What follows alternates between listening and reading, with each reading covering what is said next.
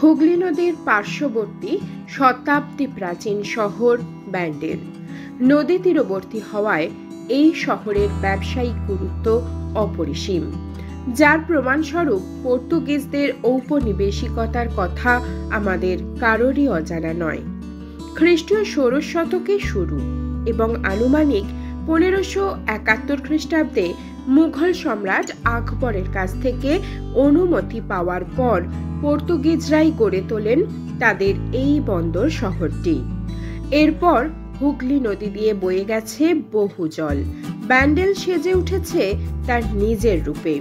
তবে আজও তার আনাচে কানাচে ছড়িয়ে আছে পুরনো ইতিহাসের সেই সব ঐতিহ্য। ওই সব ঐতিহাসিক স্থানকে কেন্দ্র করেই গড়ে উঠেছে পর্যটন, যা আজ আপনাদের ভিডিওর মাধ্যমে ঘুরে দেখাবো। আর এই ওয়ান ডে ট্রিপে আনুমানিক কত খরচ হতে পারে তার একটা সম্যক ধারণা দেবার চেষ্টা করব, তাই ভিডিওটি স্কিপ না করে পুরো দেখার অনুরোধ রইল। আজ 3rd of December 2023 আর একদম চলে এসেছি আমরা ডিসেম্বর মাসে। আর ডিসেম্বর মাস বলতেই মনে পড়ে একটু ঘোরাঘুরির জন্য, আর আমাদেরও সেরকমভাবে বেরিয়ে পড়েছি একটা ওয়ান ডে ট্রিপের জন্য। পিছনে দেখে নিশ্চয়ই বুঝতে পারছেন আমরা কোথায় এসেছি। হ্যাঁ, ব্যান্ডেলে। ব্যান্ডেল বলতেই যে নামটা প্রথমে মনে পড়ে ব্যান্ডেল চার্চ। তো আমরা আজকে ব্যান্ডেলটাই পুরো ঘুরে দেখবো, তার সাথে সাথে আপনাদেরকেও শেয়ার করবো। আর আমি ঋতুপর্ণা, আর আপনারা দেখছেন আমার channel travel through my life. তো চলুন আমার সাথে থাকুন। আমরা এখন বেরোবো 1 নম্বর প্ল্যাটফর্মে, আমাদের নামিয়েছে সাথে। তো চলুন 1 নম্বরে যাই, 1 নম্বর থেকে বেরোই। বেরিয়ে নিশ্চয়ই অটো বা টোটো কিছু পাবো। তো চলুন 1 নম্বর দিয়ে বেরোনো যাক। স্টেশন থেকে বেরিয়েই দেখতে পাবেন অটো স্ট্যান্ড। এই অটো স্ট্যান্ড থেকে রিজার্ভ বা শেয়ারে দেখে নিতে পারবেন ব্যান্ডেলের দর্শনীয় স্থানগুলি। আমরা স্টেশনের বাইরে এসে চা খেয়ে ব্যান্ডেল ভ্রমণ শুরু করলাম। আর ব্যান্ডেল ভ্রমণের মাথা পিছু কত খরচ পড়লো তা ভিডিওর শেষে জানিয়ে দেব। ফার্স্টে যাব হংসেশ্বরী মন্দির। আর হংসেশ্বরী মন্দিরে যেতে হলে মোটামুটি রিজার্ভ করে যেতে হবে বলছে, যেহেতু আমরা 3 জন আছি।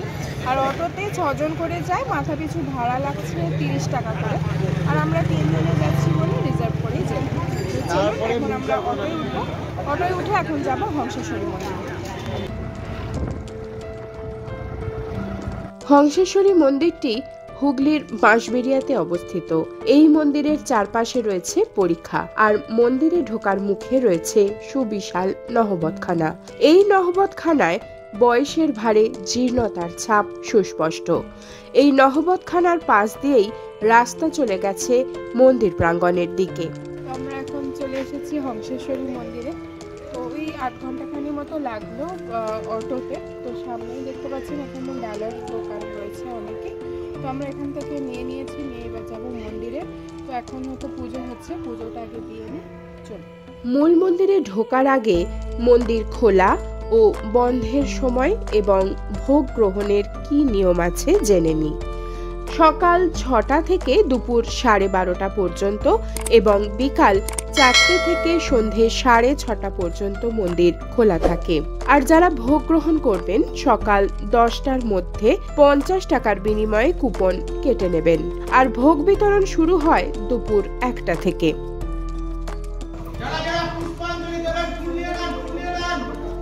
রাজা নৃসিংহদেব তন্ত্র যোগাচারে পারদর্শী ছিলেন, তাই এই মন্দির তান্ত্রিক যোগাচার মতে নির্মাণ করা হয়েছিল। এই মন্দিরের গর্ভগৃহে পঞ্চমুণ্ডির আসনের উপর প্রথমে রয়েছে সহস্রদল নীলপদ্ম, আর তার উপর আছে অষ্টদল পদ্ম। তার উপর ত্রিকোণ বেদির উপর শায়িত রয়েছেন মহাকাল। মহাকালের হৃদয় থেকে উত্থিত 12 দল পদ্মের উপরে 1 পা মুড়ে অবস্থান করছেন হংসেশ্বরী দেবী। বেদী ও মহাকাল মূর্তিটি পাথরের তৈরি হলেও কিন্তু দেবী মূর্তিটি নিম কাঠের। বছরের প্রতিটি দিন দক্ষিণাকালী অর্থাৎ 365 দিন দেবী শান্ত রূপে পূজিত হলেও দীপান্বিতা অমাবস্যার দিন রাত্রে দেবী তন্ত্র মতে পূজিত হন। তো পুজো দেওয়া হয়ে গেছে, এসে অঞ্জলিও হলো দেখলাম। তো চলুন মন্দিরটা আপনাদেরকেও ঘুরে দেখাই, তার সাথে সাথে আমিও দেখি আর এই মন্দিরের কিছু ইতিহাস কি আছে চলুন আপনাদেরও তা জানি।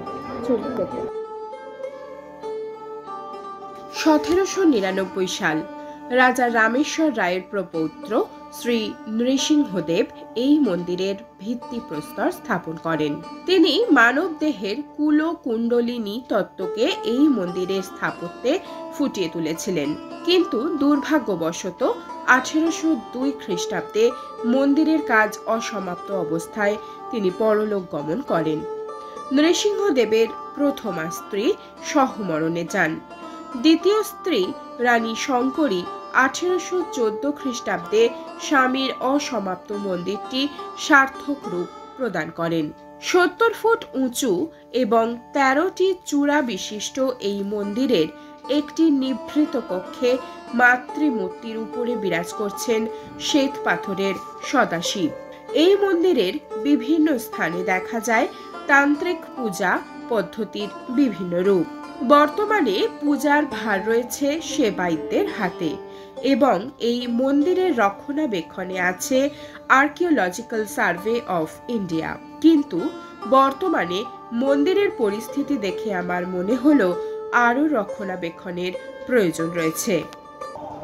তো আমরা এখন আছি দেখুন অনন্ত বাসুদেব মন্দিরের সামনে। এই মন্দিরটি প্রায় 350 বছরের পুরনো আর এর অসাধারণ টেরাকোটার কাজ ভীষণই সুন্দর। বর্তমানে মন্দিরটার উপরে ওঠা যাচ্ছে না, কঠোরভাবে নিষেধ।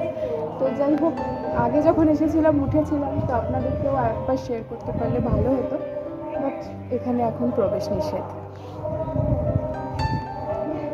350 বছর পুরনো এই অনন্ত বাসুদেব বিষ্ণু মন্দিরটি 1679 সালে রাজা রামেশ্বর রায় তৈরি করেন বিষ্ণু দেবতার প্রতি উৎসর্গ করে। 4 চালা কাঠামোর এক রত্ন বিশিষ্ট এই মন্দিরের চূড়াটি অষ্টকোণাকৃতি। মন্দিরের গায়ে টেরাকোটা কাজের মাধ্যমে দক্ষযজ্ঞ, মহিষাসুর মর্দিনী, দশ মহাবিদ্যা, রাম রাবণের যুদ্ধ ফুটিয়ে তোলা হয়েছে। মন্দিরের গায়ে রয়েছে একটি প্রাচীন শিলালিপি, যা নিজের চোখে না দেখলে উপলব্ধি করতে পারবেন না।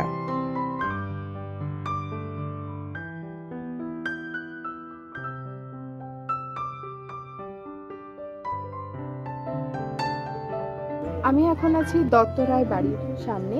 এটা হচ্ছে রাজ পরিবারেরই একটি অংশ, যা বর্তমানে সংরক্ষণ করা রয়েছে। দত্তরায় বাড়ির যারা ছিলেন আর কি, তাদের কিন্তু সম্রাট আকবরের সঙ্গে খুব ভালো একটা সম্পর্ক ছিল। তো তাই জন্য এদের কিন্তু আকবর রায় উপাধি প্রদান করেছিলেন। আকবরের ছেলে জাহাঙ্গীর কিন্তু এদেরকে দিয়েছিলেন মজুমদার উপাধি। পরবর্তীকালে মুঘল সম্রাট ঔরঙ্গজেব 1673 সালে জমিদার রামেশ্বর রায়কে 400 বিঘা জমি ও প্রেস্টিজিয়াস টাইটেল অফ কিং উপাধি দান করেন। তখন থেকে এখানে বসবাস শুরু করেন। বাড়িটা সংরক্ষণ করা রয়েছে, কিন্তু এরা কিন্তু থাকতেন পাটুলিতে।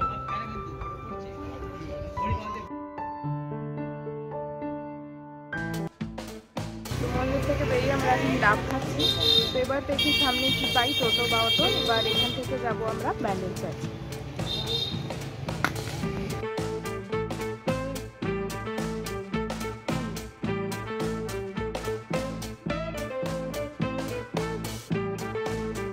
আমরা এখন চলে এসেছি ব্যান্ডেল চার্চের সামনে। পিছনে দেখতেই পাচ্ছেন আমরা গেটের সামনে দাঁড়িয়ে আছি, আর ঘড়িতে এখন বাজছে 12:30।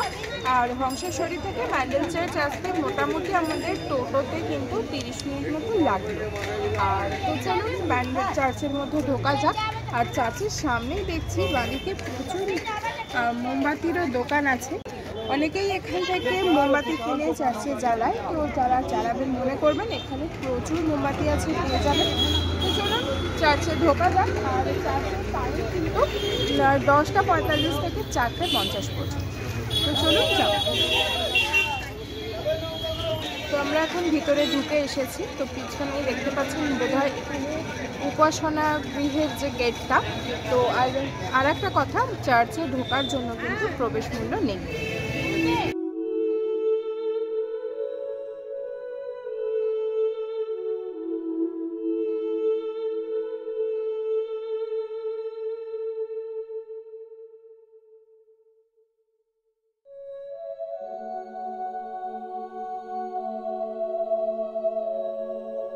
চার্চের মধ্যে প্রবেশ করে মনটা মুগ্ধ হয়ে গেল। এখন চলে এসেছি ব্যান্ডেল চার্চের ভিতরে।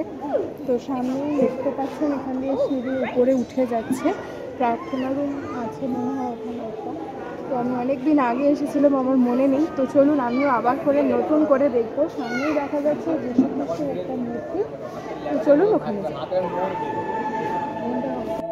সামনে রয়েছে মাতা মেরি ও যীশু খ্রিস্টের মূর্তি। এই মূর্তির সামনে সকলে মোমবাতি জ্বালিয়ে প্রার্থনা করে। পাশে একটি ছোট জলাধার আছে, যেখানে মনস্কামনা পূরণের উদ্দেশ্যে পয়সা দান করেন সকলে। এরই ডান দিকে উপাসনাগার। ভিডিও করা বারণ বলে দেখাতে পারলাম না।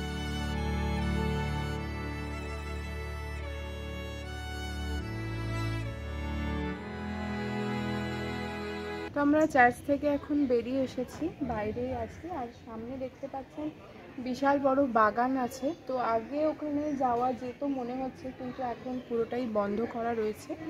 তো এই চার্চ নিয়ে কিভাবে নামকরণ হলো ব্যান্ডেল চার্চ বা চার্চের কি ইতিহাস, এ নিয়ে নানান মতভেদ আছে। তো চলুন আপনাদেরকেও সেটা জানাই, আর তার সাথে সাথে বাকি অংশটা ঘুরে দেখি। ব্যান্ডেল চার্চ অর্থাৎ ব্যাসিলিকা অফ দ্য হোলি রোজারি। 16 শতকে পর্তুগিজরা ব্যবসা বাণিজ্য করার জন্য এই ব্যান্ডেলকে বন্দর হিসাবে ব্যবহার করত। 1571 সালে মুঘল সম্রাট আকবর হুগলি নদীর এই বন্দরে উপনিবেশ গঠন করে বসবাস করার অনুমতি দেন। তখন পর্তুগিজরা উপাসনার জন্য 1599 সালে চার্চটি তৈরি করেন, কিন্তু 1632 সালে মুসলিম সম্প্রদায়ের মাগরেব এবং আল আনালুজ এই চার্চটিকে পুড়িয়ে দেয়। 1660 সালে ধ্বংসপ্রাপ্ত চার্চটিকে গোমেজ দি সোতো নতুনভাবে নির্মাণ করেন। এই চার্চ পশ্চিমবঙ্গের প্রাচীনতম চার্চগুলির মধ্যে অন্যতম। এই চার্চের আরেকটি দর্শনীয় জিনিস হলো 35 ফুট দীর্ঘ একটি মাস্তুল। 350 বছর ধরে সংরক্ষিত এই পর্তুগিজ জাহাজের মাস্তুলটি কয়েক বছর আগে প্রাকৃতিক বিপর্যয়ে ভেঙে গিয়েছিল। মেরামতের পরে চার্চের সংগ্রহশালায় রাখা হয়। দেশ বিদেশের বহু মানুষ এই চার্চে আসেন, আর তারা মাস্তুলটি দেখতে ও এটি সম্পর্কে জানতেও পারেন। ফাদার ফ্রান্সিসের কথায় এটি একটি দর্শনীয় বস্তু। তো ব্যান্ডেল ভ্রমণের দ্বিতীয় গন্তব্যস্থল ছিল ব্যান্ডেল চার্চ। তো এখানে আমরা ব্যান্ডেল চার্চ ভ্রমণ শেষ করছি। এরপরে আমরা যাব এবার ইমামবাড়ায়। তো দেখতেই পাচ্ছেন পিছনে যে আমার কত ভিড় হয়ে গেছে এখন এই ডিসেম্বর মাস পড়তে না পড়তেই। আর আপনারা যারা ভাবছেন যে ব্যান্ডেল চার্চ আসবেন, তারা অবশ্যই এসে ঘুরে যান। আর কেন কি 25শে ডিসেম্বর থেকে কিন্তু 1 জানুয়ারি পর্যন্ত চার্চ বন্ধ থাকে।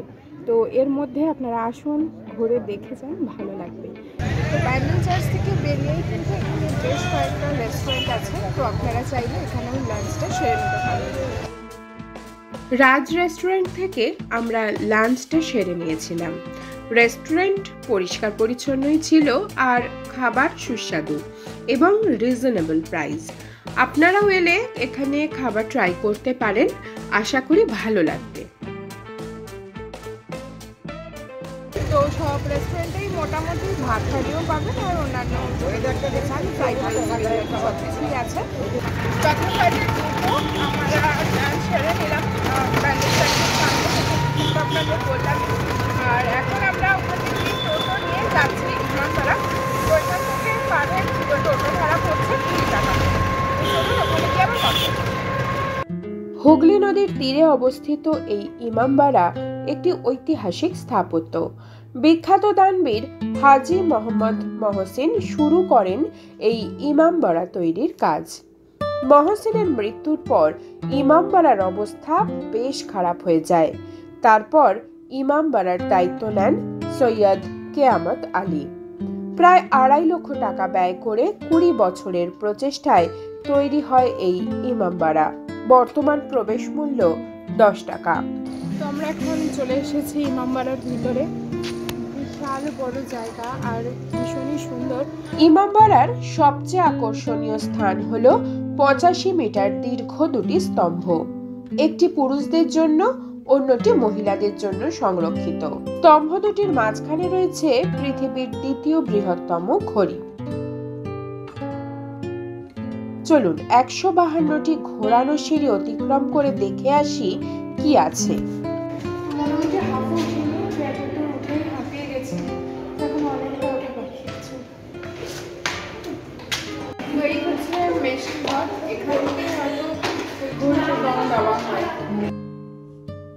এই ঘড়িটিতে দুজনে মিলে আধ ঘন্টা ধরে দম দেওয়া হয়।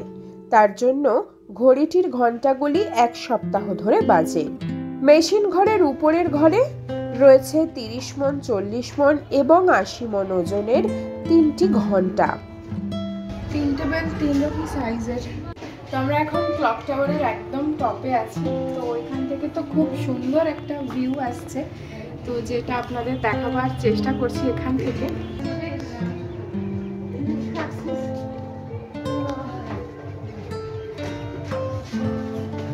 টোটাল 152টা সিঁড়ি। তো আজকাল তো এত সিঁড়ি ভাঙার অভ্যাস কারোরই নেই, আর উপরের স্টেপগুলো বেশ বড় বড়, আর ভেন্টিলেশনের কিন্তু কোনো অভাব নেই। উপরের স্টেপগুলো এত বড় প্রবলেম হচ্ছে, আর এখানে কিন্তু নিচ দিয়ে পুরো ভেন্টিলেশন করা আছে।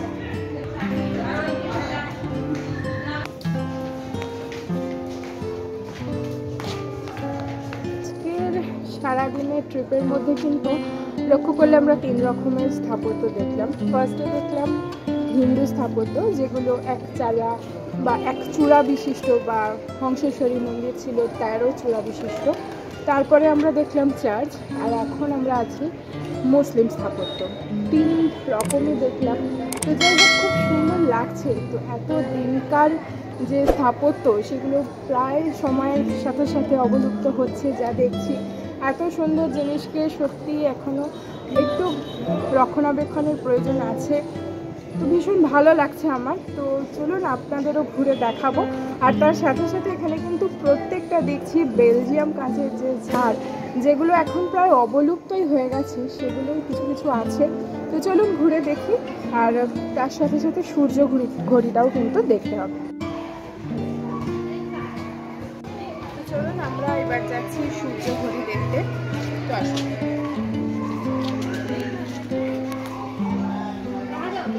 সূর্য ঘড়িটা এদিকে দাঁড়িয়ে রাখা আছে। তো আমি এখন আছি সূর্য ঘড়ির ডালটার সামনে। তো আমাদের ব্যাড লাগ, আজকে কোনো রোদ নেই, তো কোনো ছাওয়াই পড়েনি। তো কটা বাজে এখানে কিছুই বোঝা যাচ্ছে না। তো এখানে ডিভিশন দেখে যেটা মনে হচ্ছে, সকাল 6টা থেকে সন্ধ্যে 6টা পর্যন্ত ডিভিশনটা করা রয়েছে। আর এইটা তো ল্যাটিটিউড দেখাচ্ছে 22 ডিগ্রি অ্যান্ড 55 মিনিট। আর এখানে এটা লেখাই রয়েছে। তো সূর্যের আলোর বেসিসে তো এখানে টাইমটা পড়ে, যদি পড়তো তাহলে আরও ভালো করে বুঝতে পারতাম। কিছু করার নেই, আজকে এমনিটাই দেখতে হলো, যে নেক্সট টাইম বেটার লাগে। তো আমরা এখন দাঁড়িয়ে আছি ইমামবাড়ার ঠিক পিছন দিকটাতে। আর পিছন দিকটা একটু দেখে মনে হচ্ছে একটু মেনটেনেন্স করেছে। আর এখানে কিন্তু অনেক কিছু উর্দু ভাষাতে বলুন আর ইংলিশেও অনেক কিছু লেখা আছে। তো এতটা এখন দেখে বোঝা যাচ্ছে না। উপাসনা গৃহের ভিতরের ছবি দেখাতে না পারার জন্য দুঃখিত, কারণ এখানে ঢোকা যায় কিন্তু ছবি তোলা নিষেধ। তো আমাদের এখন ইমামবাড়া দেখা হয়ে গেছে। ঘড়িতে এখন যাচ্ছে 3:30। তো এখান থেকে আমরা স্টেশন হয়ে যাব লাহিড়ী বাবার আশ্রম, কেন কি ওখানেও 4টের সময় লাহিড়ী বাবার আশ্রম খোলে, আর টাইম লিমিটেশন যেহেতু, আর বাড়িও ফিরতে হবে। তো চলুন ওইখানে যাওয়া যাক, লাহিড়ী বাবার আশ্রম। তো আমরা এখন চলে এসেছি লাহিড়ী বাবার আশ্রমের সামনে, যেটা আধারালয় বিষ্ণু মুক্ত ধাম। তো চলুন ভেতরে যাওয়া যাক। তো এবার আমরা ভিতরে ঢুকবো। আর সামনে দেখুন দুখানা হাতি রয়েছে। আর এই লাহিড়ী বাবার আশ্রমে ঢুকতে গেলে মেয়েদের কিন্তু মাথায় ওড়না দিয়েই ঢুকতে হবে।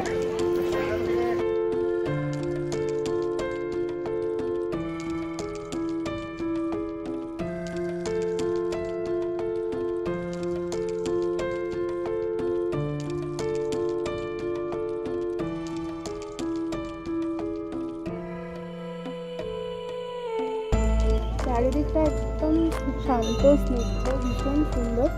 আপনারাও আসুন, মন ভরে যাবে। কিছুটা এগোনোর পর দেখতে পাবেন দুর্গা মন্দির। তার পাশেই রয়েছে অতিথি নিবাস। আশ্রমের আতিথেয়তায় 1 বা 2 দিন কাটাতে চাইলে স্ক্রিনে দেওয়া নম্বরে যোগাযোগ করতে পারেন। এটা হচ্ছে আশ্রমের উপাসনা গৃহ ও অফিস ঘর। এখান থেকেই 11টা থেকে 1টা পর্যন্ত ভোগের কুপন দেওয়া হয়। কুপন মূল্য 80 টাকা। তো এই রাস্তা দিয়ে আমরা এখন যাচ্ছি লাহিড়ী বাবার যে মূল মন্দির সেই পথে। সুন্দর একদম গাছ দিয়ে সুন্দর করে সাজানো।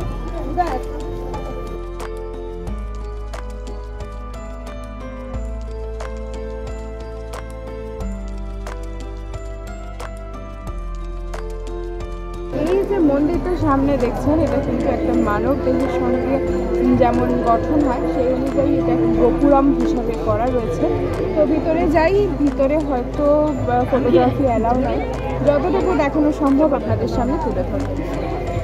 আর ঢোকার মুখে কিন্তু সামনে এখানে একটা মোমবাতি বা ধূপকাঠি যার যেরকম কেনার প্রয়োজন পড়বে সেরকম বসে আছেন, ওনার থেকে আপনারা কিনতে পারেন।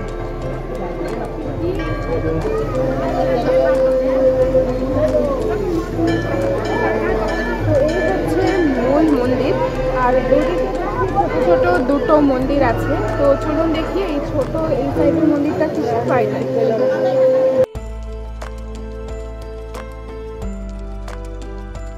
বাঁদিকে যে মন্দিরটা সেখানে তো রাম সীতা লক্ষ্মণ আছে। তো চলুন এবার ডান দিকের মন্দিরটাতে যাওয়া যাক।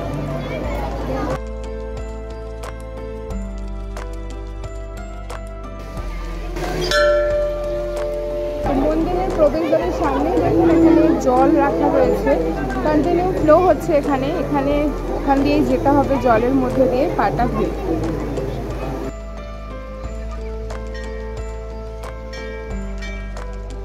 ভিতরকার ভিডিও দেখাতে না পারার জন্য দুঃখিত, কারণ ছবি তোলা বারণ।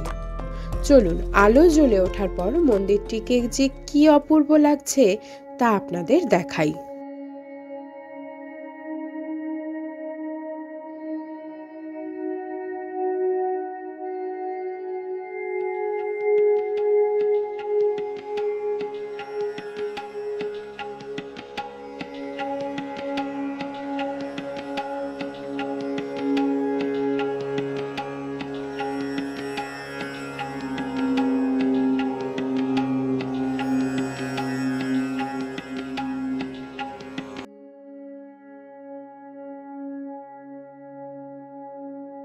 তো আমরা এখন বেরিয়ে যাচ্ছি লাহিড়ী বাবার আশ্রম থেকে। তো ভীষণই সুন্দর লাগলো, আর আলো জ্বলার পর ভীষণ সুন্দর লাগলো যে একদম মন ভরে গেল। আশা করি আপনারা আসলে আপনাদেরও ভালো লাগবে। এখন প্রায় 5:30 কি 6:45 বাজছে। ইচ্ছা ছিল শরৎচন্দ্রের জন্মভিটা থেকেও ঘুরে আসবো, কিন্তু আজকে আর শারীরিক দিক থেকে পারমিট করছে না। তো আপনারা যখন আসবেন অবশ্যই কিন্তু ওইটাও ঘুরে আসবেন, কথাশিল্পী শরৎচন্দ্র চট্টোপাধ্যায়ের জন্মভিটা থেকে।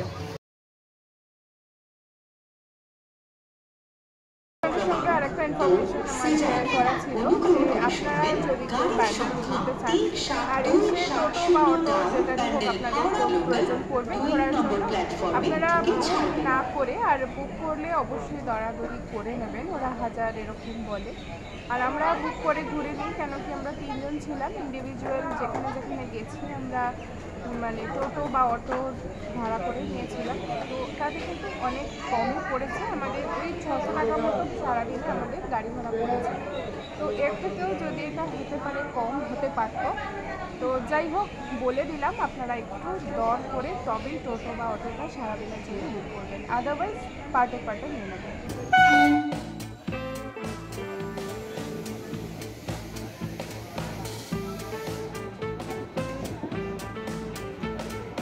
তো আজকের ভিডিওটা এখানেই শেষ করছি। এখন হইতে পারছে 6:05 আর আমাদের ট্রেন 6:10। তো স্টেশন থেকেই শেষ করলাম ব্যান্ডেল থেকে। তো যদি সারাদিনে আমরা যেভাবে ঘুরলাম, যদি শেষ পর্যন্ত ভিডিওটা দেখে থাকেন আর ভালো লেগে থাকে, please do like, comment, share. আর যারা চ্যানেলে নতুন, এই ভিডিওর মাধ্যমে আমাকে প্রথম দেখবেন, প্লিজ সাবস্ক্রাইব করে আমার পাশে থাকবেন। দেখা হবে নতুন কোনো ভিডিও নিয়ে।